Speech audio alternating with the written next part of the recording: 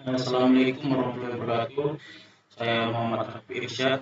Pada kesempatan kali ini saya akan menjelaskan bagian-bagian pada aplikasi drone. Aplikasi drone merupakan teknologi yang terus berkembang dan memiliki berbagai komponen yang bekerja bersama untuk memungkinkan penerbangan yang stabil, kontrol yang presisi, dan kemampuan pengumpulan data. Pendahuluannya, pengenalan drone dan aplikasi. Drone atau pesawat nirwak merupakan perangkat terbang yang dikendalikan secara remote, digunakan untuk berbagai aplikasi seperti pemetakan, fotografi, udara, pengawasan, pengiriman, dan hiburan. Yang pertama, keuntungan drone. Drone menawarkan beberapa keuntungan dibandingkan dengan metode tradisional seperti fleksibilitas dan aksesibilitas dan biaya yang lebih rendah.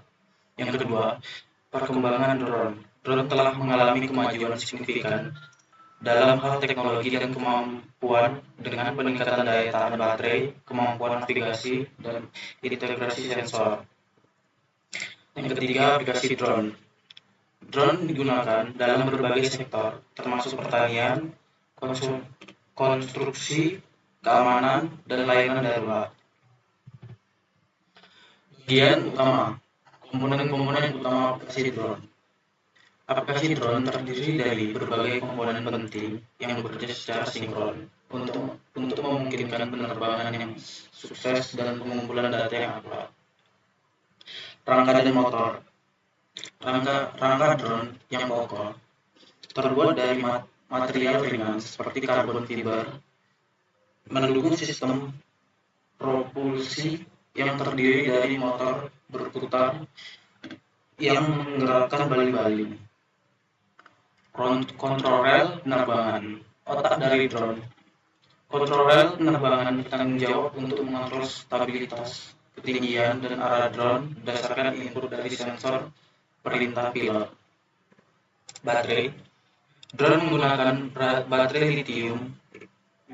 lithium ion yang menyediakan tenaga untuk motor, kontrol rel penerbangan, dan sistem lainnya, menentukan waktu terbang drone. Kamera dan perekam video. Kamera drone yang berkinerja tinggi merekam video berkualitas tinggi dan mengambil gambar udara dengan resolusi yang tinggi. Yang pertama, resolusi tinggi. Kamera drone mampu menangkap detail yang tajam dan warna yang realistis, memungkinkan untuk menghasilkan konteks visual yang menakjubkan. Yang kedua, lensa beraneka ragam. Drone biasanya dilengkapi dengan berbagai lensa, memungkinkan untuk menangkap berbagai sudut pandang, seperti sudut lebar, telefoto, dan lensa mata ikan. Yang ketiga, stabilisasi gambar. Sistem stabilisasi gambar elektronik atau mekanis membantu dalam mengurangi guncangan selama penerbangan, menghasilkan gambar yang lebih stabil. Sistem navigasi dan kontrol. Sistem navigasi dan kontrol memungkinkan pilot untuk mengendalikan drone secara presisi, menjaga stabilitas, dan menghindari rintangan. Yang pertama, GPS. Sistem GPS memberikan informasi lokasi yang akurat, memungkinkan drone untuk menavigasi dan kembali ke titik awal. Yang kedua, kompas.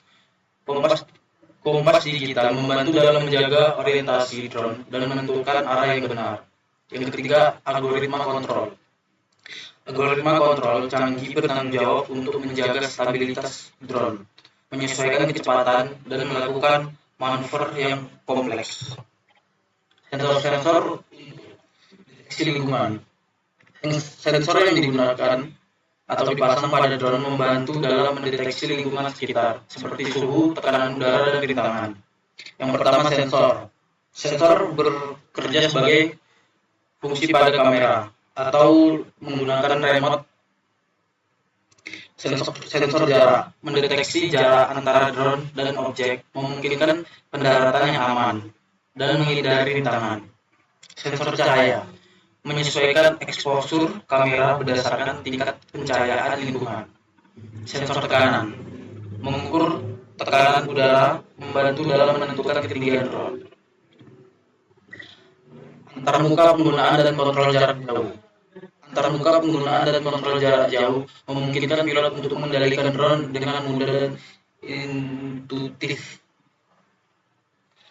Kontrol joystick. Kontroler jarak jauh biasanya menggunakan kontrol stick untuk mengendalikan arah, kecepatan, dan ketinggian drone. Layar LCD.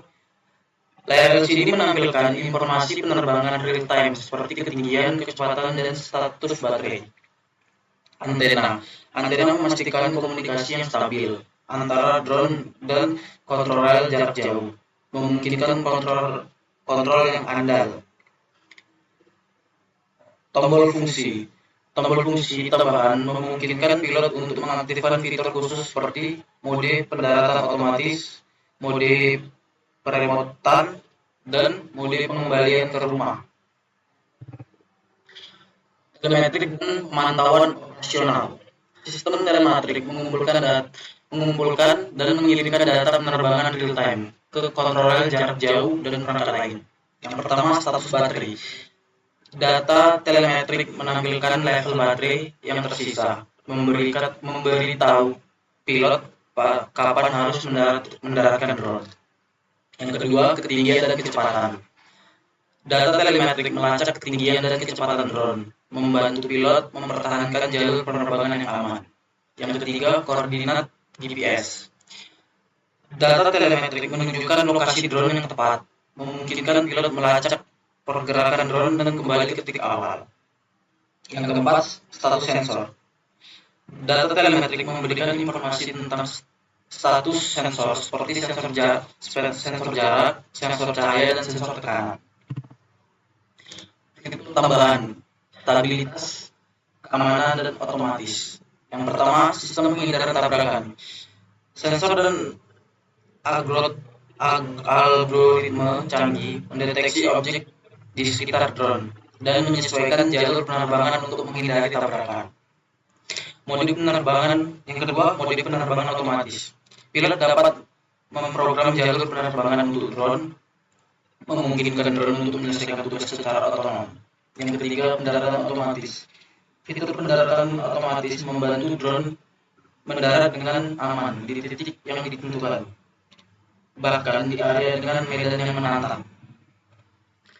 Kesimpulan, potensi pengembangan aplikasi drone terus berkembang, menghadirkan peluang baru di berbagai bidang. Yang pertama, kemajuan teknologi, peningkatan daya tahan baterai, kemampuan navigasi, dan integrasi sensor membuka lebih banyak aplikasi dan kegunaan. Yang kedua, aplikasi baru. Drone memiliki potensi besar di bidang seperti pertanian, konstruksi, keamanan, dan layanan darurat. Tantangan dan aturan. Tantangan keamanan, privasi, dan regulasi perlu diatasi untuk memastikan penggunaan drone yang bertanggung jawab. Sekian video saya, semoga semuanya bisa mengerti dan saya menjelaskan dengan jelas. Terima kasih.